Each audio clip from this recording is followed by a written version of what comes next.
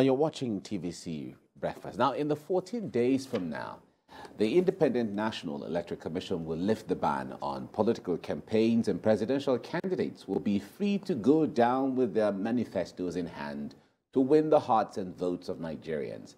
For the first time in ages, the country is witnessing an electioneering process being largely driven by youths, as well as a developing culture of consultations and public presentation of ideas and perceived solutions to the many problems facing Nigeria.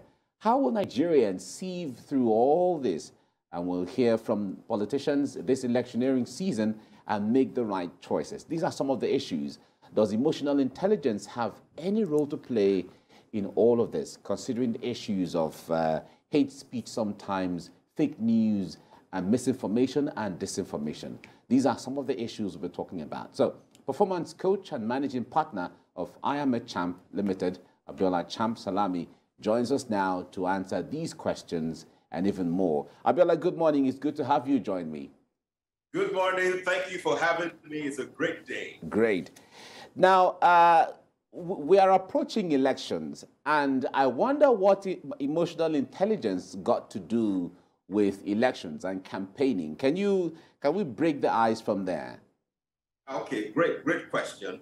Great question. You know, there is emotional intelligence, and there is a concept that I need to introduce into this conversation that is critical. It is nation building. Because the purpose of election should be for us to sift and bring out the right candidates that will help us to build a nation. But for the most part, we don't focus on nation building. For the most part, people just focus on perhaps who looks more like them, and so we divide the country into three, as we have seen with the candidates.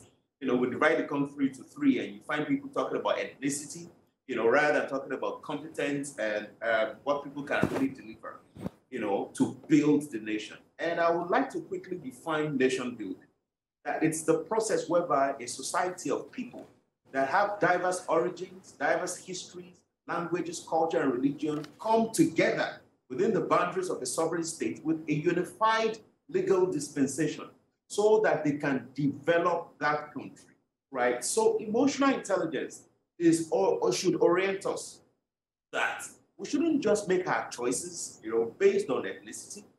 We shouldn't make our choices based on hearsay. We should make our choices. We should be in control of who we choose to lead us going forward. Emotional intelligence orients us that when fake news will be rampant this season, right? There will be a lot of propaganda this season. Emotional intelligence orients us that so that we can choose to know what the right thing to say and the right thing to do. Emotional intelligence also helps us to choose the kind of news that we broadcast. Because now with technology, everybody's a journalist, everybody's a broadcaster. And as people are sharing, people who are paid to do the job anyway, who are paid to spread propaganda, as they are spreading it through their devices, that we should be in control and we should know what to share and what not to share. It's good that some technology devices have limited the facility to spread news to a minimum number of people. But in as much as that has happened with technology companies, it is important that every one of us as individuals, that we watch what we say and what we do, during these elections. I remember there was an election 8 years ago, that a lot of people became less productive because of the back and forth arguments people were having in offices. I mean, these are people that are supposed to be professionals, that are supposed to be working towards the productivity of their organizations and the country by extension. But you find people engaging in unnecessary debates and arguments, within offices, within religious circles, even within family, such that election process now divides people. And after the election, they can't really sustain their relationships again because they've allowed a difference in opinion to separate their families and their friends. So, does that go to show that perhaps a lot of persons are not perhaps self-aware, which is one of the domains of emotional intelligence, or perhaps that a lot of Nigerians haven't really understood what the essence for emotional intelligence when it comes to their choice of candidates? Great question. That's a great question. You see, self-awareness makes us know who we are truly. And by who we are, we're not talking about our gender, we're not talking about our ethnicity, we're not talking about our religious beliefs. We're talking about our strengths and our areas of improvement as individuals. So as a Nigerian, as you are watching me now, you know that when you open your mind to some kind of news, some kind of information, that you may lose control, that you may lose your mind, you know, that you may become really afraid, you know, that you may even be angry. And what you want to do, if you know yourself to be that kind of person that is triggered by propaganda, that is triggered by some kind of news, what you want to do to have control is to make sure that you prevent yourself from even consuming that content all in the first place. If you know that the moment you get some kind of content, it leads you to argument, and I mean unnecessary argument, you know, you want to take yourself out of that thing, which is why when you talk about self-awareness, it is key. A lot of Nigerians don't have self-awareness. We don't really take time to observe ourselves as the individual. In fact, most times when there is an issue, we point finger to the second person or the third person without necessarily looking at the man and the woman in the mirror. When you look into the mirror, you see yourself for who you are. And it's important that we continue to cultivate self-awareness so that we can control ourselves. I mean, election period, there's always chaos around.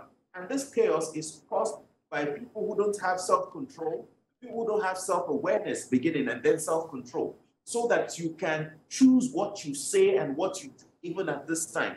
You see, there are people that are paid to spread propaganda. There are people that are paid to spread chaos, but you are not. And so what you want to do is to control yourself and to know that your responsibility is to vote during this election, not by engaging in unnecessary debate, not by causing chaos all around, but by maintaining peace everywhere you are. For the average politician, so how does EI, emotional intelligence, come to play for the average politician? Some have even said that, you know, this ability, emotional intelligence quotient, so to speak, favors the politician rather than the people. Well, if we really understand emotional intelligence, we will know that it doesn't favor one party over the other. It only helps people to choose and do the right thing every point in time. So for the politician, it is critical that you don't just run campaigns for electioneering purpose, that it's important that you keep the promises that you make. You see, as an emotionally intelligent individual, and let me say this then, emotional intelligence is not the same as manipulation and deception. Emotional intelligence is not emotional manipulation. You have people who manipulate people to achieve their goals. But if a politician really, truly understands emotional intelligence, the politician will realize that there's no need to manipulate people, because empathy is a great skill that politicians need to have. Empathy says seek first to understand before you are understood. Empathy is a skill in emotional intelligence. Empathy says that you understand the true, honest yearnings of the people that you are leading, that you want to vote for you, and based on your understanding of their needs, you provide solution. Now, you provide a true solution, not a propaganda-led solution. You know, not something packaged like a solution, but it is something else, but something that really touches the heart and transforms the community.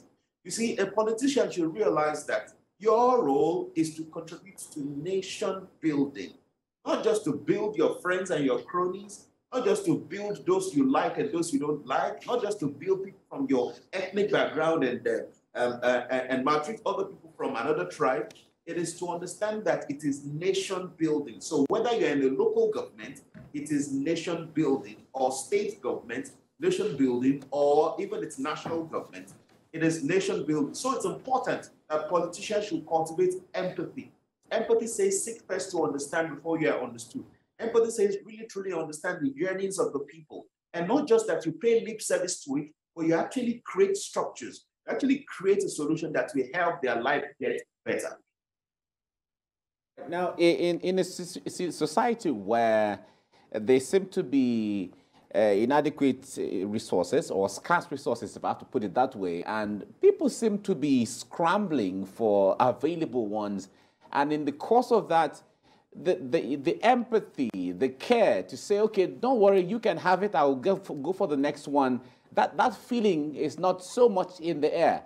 how can people begin to gain mastery of their emotional intelligence, even in the midst of a circumstance like that, where it seems there seem to be very heated competition and even rivalry between people? Great. Elementary economics will orient us that resources are always scarce. Even in developed nations, there are scarce resources. So how do we position ourselves to make the best use of the resources that we have is the critical question. You see, greed is a negative emotion that a lot of people have in this country, from politicians to the people. A lot of times people look up to those who are leading and they say they are greedy, but by the time you check the average person on the street, the person is greedy too. The example you cited now about scarce resources, there are people that just want to corner everything to themselves without thinking of other people, without really fully realizing that there's more that we can get, when we put this seemingly scarce resources in the right hands for the right people to grow it, to develop it into what can be enough for everybody, which is the place of social awareness and emotional intelligence. Understanding people, understanding the skills that people have beyond propaganda, beyond people coming on air and reading out statistics of whatever they've done before, what they've not done before. What is the true thing? What is the real competence of people? How can they deliver on their campaign promises such that these scarce resources we are talking about can be fully maximized? And speaking of competition, it is important for us to know that when we have we can be competitive, without necessarily fighting and competing with others. And this is the difference. Being competitive means that you set a goal for yourself and you want to meet that goal. The other side is fighting people to get something from them.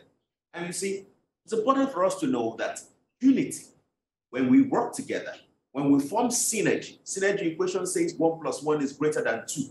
When we come together in unity to build this country, when we understand the strength of each person, when we shun our biases and prejudices about other ethnic group, especially, and other religion especially, we build a stronger nation together. And it's important from politicians even to the regular citizens to know this, and for us to continue to push this in our words, in our thoughts, in the things that we do, and in the things that we tell our children, so that we have a strong, united nation. A strong, united nation, very, very critical. But perhaps you need to throw more light on the benefits for a society, emotional intelligence, what the benefits are, such that people will understand the crux of what you're trying to talk about. Okay, great. One of the benefits is reduced crimes. You see, earlier there was a conversation about bunkering, on what is going on, the pipeline, vandalization. And with emotional intelligence, we're able to reduce that significantly. Why? It begins with engagement, engaging people, accurately engaging people. The people who are the security operatives, engaging with, we have a consultant that has been given this work to do, engaging with even those who are vandals. Remember, some years ago, a government implemented an initiative, that brought back some names that were mentioned in the previous interview, that brought all of them together to stop vandalization. That was a government that tried to seek to understand the yearnings of these vandals. So it is important that we know that one of the benefits of emotional intelligence, yes, we reduce crime, we reduce violence, because a lot of people that are expressing violent tendencies, they just need to be understood. They just need somebody to sit with them. There is something they are looking for that they are not getting. And when they are not getting it, they will look for whichever means, to make sure that they achieve that goal. But if we can present them with an alternative, if we can seek to understand it and present them with an alternative to see that this thing you are trying to achieve, there are other means to get it without engaging in crime, it helps us. That is one. It reduces violence, right? It reduces, look at it, every now and then there's always tussle, between different arms of government, the legislature, the executive, people are fighting. I mean, we've seen that happen in Senate, we've seen that happen in House of Reps, people always getting into blows, fighting each other because they don't understand each other, because somebody assumes that the other person wants to cheat him or her. But with emotional intelligence, we can build cohesion, we can build synergy, we can build a peaceful legislature where people can pass laws that can really touch on people and touch on growth. You see, emotional intelligence is that critical skill that helps us to form strong teams that help leaders, to deliver excellence, that help leaders to engage their team members excellently, that enable politicians to serve the community the way they should serve it. Every now and then we talk about corruption, and emotional intelligence is another solution to corruption, because poverty, right? Corruption rides on poverty. And with the understanding that if we can meet the basic needs of people, we can reduce the frequency of corruption significantly. So emotional intelligence helps us to build a nation. Emotional intelligence helps us, to grow our economy. Emotional intelligence helps us to understand each other and reduce incidences of conflict. Right. So we have seen, the place of emotional intelligence in the average workplace. I mean, more and more businesses are utilizing this tool to enhance productivity. But you've also made a case for it in the larger society. But, give us a sense of the level of buy-in from recipients, from people you've engaged with on the part of the government and the people about how essential this intelligence is for nation building. Okay, great. Look at every now and then, people talk about the reality of not engaging and empowering women, right, to participate in electoral process, to run for elections, right? And it is part of the lack of emotional intelligence, that has not helped us to fully appreciate the strength of women, the contribution of women, the difference women can make even when they are given the chance to lead, right? And in our engagement, we've worked with people and we've seen women who continue to thrive, not just in their careers as professionals in the workplace, but who also develop the courage to go out there to make a difference, even in politics, who attempt to run for election, who are, pushing the envelope even in public service, right? And that's a great thing about emotional intelligence. Somebody said that courage is not the absence of fear, but the willingness to continue even in spite of that fear. And emotional intelligence has helped a lot of women that we work with to develop the courage, to start achieving things or start delivering greatness on another level. Recently we launched what we call the peak performing woman, and that vehicle, we use it to develop the skills to engage, to empower women to become nation builders. So it's a critical skill.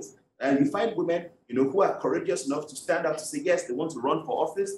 You have women, who even within the political, even within the public service that they are delivering outstanding results, something better than who they were before, appreciating, and applying emotional intelligence in the work that they do. So it is critical in government. It is critical as a society. It is critical in the workplace. All right. From what you have said, emotional intelligence has a lot to do with empathy. And talk to us basically in the society where we are so religious people, either as Christians or as Muslims. Some of these empathies are what the religion preaches to all of us and all of that. But how does emotional intelligence differ from what religion or religious obligations make us face, or what is expected of us? Fantastic. Great question. Great question. You see, for the most part, what we hear in religion says care for other people, love them, right? Empathy brings all the religion, brings everybody together, every human being together. Empathy is saying that if I am Muslim and you are Christian, I should not see you as my enemy, whether in what I say or what I think, or in what I eventually do, because that's one of the reasons our country is polarized. Empathy says that I should seek to understand your point of view. Understanding your point of view doesn't mean I now agree with you, doesn't mean you're now winning me over to change my religion, for example. It only means that I understand and respect your opinion. You see, emotional intelligence empowers us to understand and respect the opinions of other people. There are people that can only relate effectively with people of their religion. The moment you put them with people from other religions, they cannot relate effectively. They cannot deliver greatness together. They cannot build a nation together. There are people that can only relate effectively with people from their tribe. The moment you take them out of that and you bring other people from other tribes, there's chaos, right? And this chaos starts from the way they think. There are biases and prejudices that people have about other religions. There are biases and prejudices that people have about other tribes. There are biases and prejudices that people have about other gender. And you see, these biases and prejudices stop us from building our nation. These biases and prejudices stop us, even in the workplace, from getting the best from the people that we are working with. But with emotional intelligence, we can better understand people. What is a prejudice? Prejudice is that you are judging me before you even know me, before you even understand my point of view. You have formed an opinion, and you are carrying through with that opinion to do everything else you're doing. With emotional intelligence, we can be more united. With emotional intelligence, Yorubas can understand Igbos and work effectively. Hausas can understand Igbos and work effectively. Hausas can understand Fulanis, can understand Yorubas and work effectively. Everybody can understand each other and work effectively, dealing with our biases and prejudices for each other. And that is a strong thing with emotional intelligence. If we want a united front, if we want to build this nation, it is important that we embrace emotional intelligence all through the country. All right, we're wrapping up now, but let me throw this in before we leave. Recently, we understand you were awarded a doctorate degree. Congratulations on that, but talk to us about that basically, because this will also go a long way to encouraging so many young people, because we note your doggedness over the times. Well, thank you. Thank you very much. Yes, it was last week. I was conferred an honorary doctorate degree by the California Metropolitan University. It's a doctorate in behavioral modification and performance improvement. It's an appreciation, I would say, of what we have done over the past 10 years, deploying emotional intelligence and inspiring people to deliver excellent performance in their vocation. You know, one, I am humbled to have received that honor. A friend of mine reached out to me to remind me that 20 years ago, I used to introduce myself as Dr. Abiola Salami. We were in school there, we were in uni there. I did not envisage that an honor would come later on by commitment to the work that we are doing. So I'm humbled and privileged. And it's also an encouragement to everybody out there that whatever good thing that you are doing, that stay committed to it, keep pushing it, keep building this nation in your own corner. You don't need to have political office to make a huge difference yet. Wherever you are, you can continue to make a difference. And of course, in the course of making a difference and helping people to get better, recognitions will come. Recognitions will come. So thank you once again to the California Metropolitan University for the honor. All right. Thank you, Dr. Abiola Cham Salami. Well, now that you say that. It's really interesting. Thank you so much. Congratulations. Thank you. Congratulations. Thank you. Have a great day. Thank you very much. Thank you. Yeah, right. Thank you. Okay. Well, I think it's been an interesting time out talking about emotional intelligence. Absolutely. You know, the point there is the days where our cultures used to teach us a lot of things in the community, in the villages, coupled with religion also. We're losing that now. So emotional intelligence seems to be the scientific way of getting people to that space again. Yes, and like Kevin mentioned, how people are receptive to that is also a major concern. A lot of people embracing emotional intelligence. We see in other society, emotional intelligence is the approach, especially in organizations. After COVID-19, you know, people had to turn the approach towards, you know, leadership in organizations. And for the society, it's very important, such that we can understand each other and you see things through the eyes of others. It's very important. Yeah. Absolutely. It's all for the greater good. And if you come to think about it again, you just find out that it may not even be something that needs to be taught. Some people have that innate ability, you know, to see things through that kind of, you know, superior mindset, while some it's inbuilt. They've always look out for themselves, look out for their brother, not knowing that, of course, it's not just the one that comes from your tribe that is your brother. Indeed, anybody. This is a nation, everyone. and so that's enhancing of nationhood is really critical at this time. Absolutely.